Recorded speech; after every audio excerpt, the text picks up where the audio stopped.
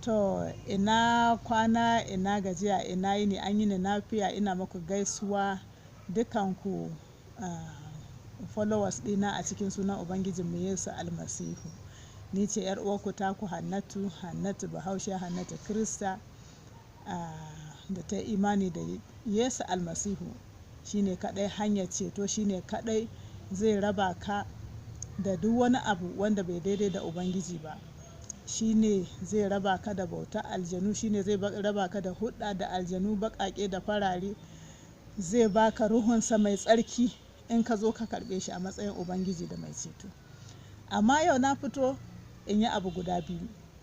Na rabu da fitowa ina wa masallata musulmi duka arewacin Najeriya maƙwabtana da kuma masallatan musulmin duniya gaba ɗaya barka da sallah, barka da shan ruwa.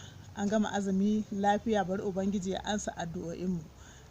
Barka da shagulgulan sallah. Ni ma na kira 'yan uwana dangina duka wa'anda ina da dangi da yawa ba zan iya lissafa su ba, cikin su ma sallah suke.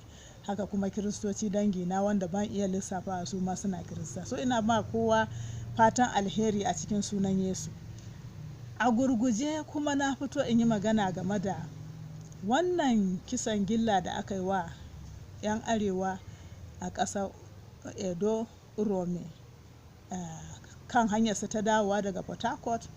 Sun wuto Port Harcourt, sun wuto ƙasar Igbo, sun wuto sun taho har sun wo kusa da shigowa arewa Edo, an kusa arewa daga Edo sai Kogi.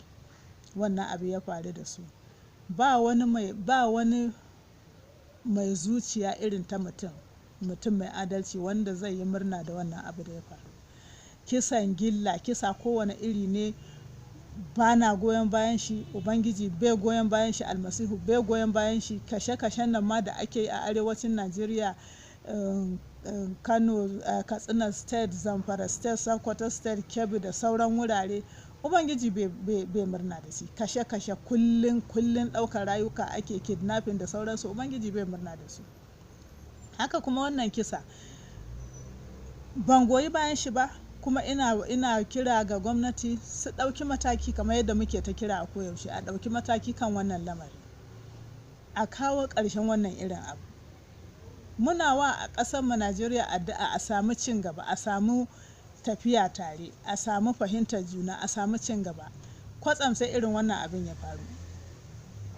So ina kuma yi wa wa'anda, musamman 'yan uwan iyalan wa'annan da suka rasa rayukansu, ina masu ta'aziyya, kuma Ubangiji ya ba su wasu wa'anda ma za su yi masu alheri fiye da wa'annan da suka riga mu gidan gaskiya a cikin sunan Yesu. Amma a gurguje kuma ina so in yi magana da mu 'yan arewacin Najeriya. Kiristoci da yawa kamar ni kafin ni sun fito sun yi Allah wadai da wannan sha'ani da ya faru. Kiristoci 'yan arewa, kuma musulmai matasa da yawa sun fito suna shirin ɗaukan mataki. In gwamnati ba ta yi wani abu a kai, za su ɗauki mataki. Inda kawai nike da 'yan matsala da wannan abin shine yadda naga kwatsam kuma ana magana Kiristoci.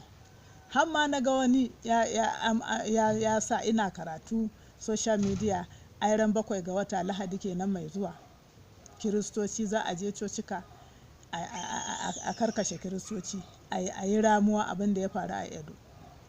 So wannan abu ya ɗaure min kai game da mu 'yan arewa. Batun Kirista nan Edo, ba wani fannin Najeriya da zaka je ba za ka iske 'yan asalin ƙasar wa'anda suna wasu Kirista ne, wasu musulmi ne, wasu 'yan gargajiya. Inda aka yi kisan gillan nan, akwai Kirista, akwai musulmi, akwai 'yan gargajiya. Wa'annan 'yan ma'aikatan vigilante, 'yan ma'aikatan sa kai da mu ma muna da su a arewa, wa'anda suka yi wannan aika-aika, cikinsu zai yiwu akwai Kirista, akwai musulmi, akwai 'yan gargajiya. Ba mu san addinansu ba, amma suna aikin vigilante, suka yi wannan aiki. Ba a kira police su ɗauki mataki ba, aka yi wannan aiki. So me ya kawo batun Kiristocin arewa su kuma? nan da nan arewacin Najeriya da an yi abu kaɗan, in aka abu kaɗan wasu suna so su mai da shi batun addini, abu kaɗan kuma ana so a ce a kai wa kiristocin arewa hari. Wannan ne zai kawo ci gaba a arewa? Wannan irin tunanin da wannan irin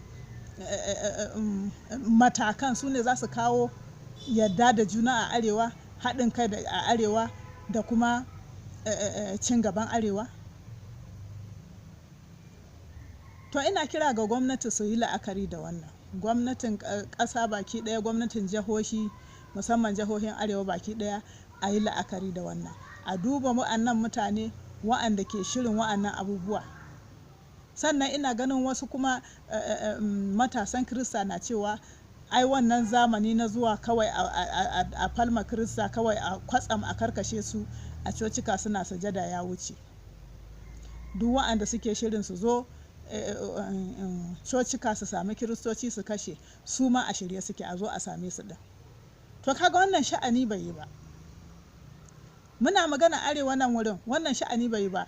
Arewan nan abin da ake mana a arewa, duk wannan ba mu ji daɗi ba, 'yan kudu ba su kyauta ba, amma akwai wani abu wanda aka yi wa ɗan arewa a kudu wanda shi ɗan arewa ba'are ɗan uwan shi bai mishi ba a arewa.